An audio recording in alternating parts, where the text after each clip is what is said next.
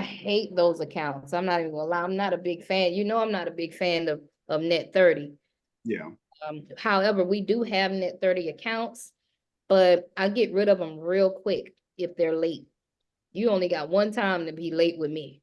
Yeah. Because it costs us at the end of the day. And of Mhm. course, we charge them for each day that they're late, Yeah. but still, you got to be prepared to take that sting. And it's risky. You can get another contractor and put them on a net 60. Yeah. But that's hard to do, or you can get someone and put them on a net 30 and tell them that you're going to pay them 30 days from when they send their invoice to you. Okay. Right? So it makes it less a sting then. Yeah, it makes it a little less a sting, but it's all still a risk at the end of the day. Okay. Yeah. But you still never know when these people are going to pay you. Right. So you have to be prepared on the back end for the BS. Yeah. It shall happen. Okay. Because I've been in a situation before where I took the risk. I put someone on a net 30. Somebody had me on a net 30, and we were just playing the waiting game. And I ended up getting paid on time. I was able to pay the cleaner. Everything was cool. I've also been in a situation before where it didn't pan out like that. We were in a waiting game with these people. We had to chase these people down for money. Wow. And I had to end up spending my personal money to take care of the workers, of course. And did you end up getting paid at the end finally? Yeah, I finally got paid, yes. But still, it's a bummer when you don't, get your money up front. Like that nursing home I was telling you guys about. Oh my God. Yeah. Had to get rid of it. We got rid of them real early because they wanted to play, 10 housekeepers, 8 hours a day. Now the profit on it was $3,000 a month. Great profit. However, I don't have time for you guys to be playing with my money. Yeah. Being late. I put them on a net 15 and they okay, so it was a lot of stuff going on with them because the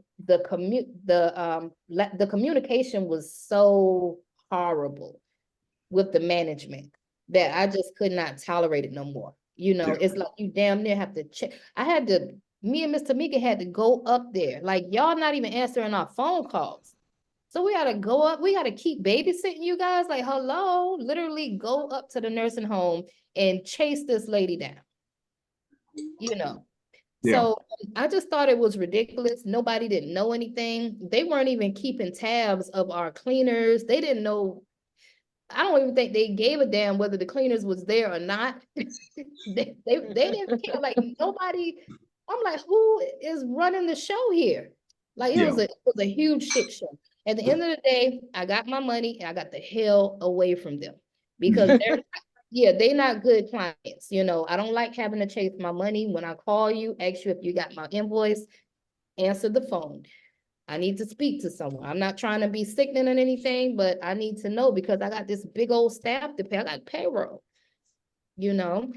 So, it was horrible. The nursing home was it was bad. I ended up getting my money and just moving on. Yeah. But, with that situation, that's what I would do. 30 days.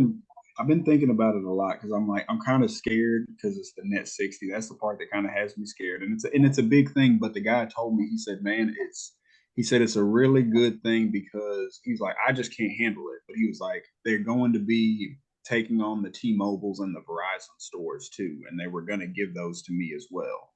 And so that's why I was like, man, there's a lot of money to be made in this, It's a lot.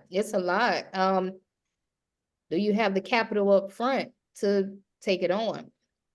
That's a lot of capital. You can find another company like a Citywide or somebody that's like a franchise or something where you can maybe negotiate with them and try to pass it on to a bigger company, and to getting a percentage out of it that way.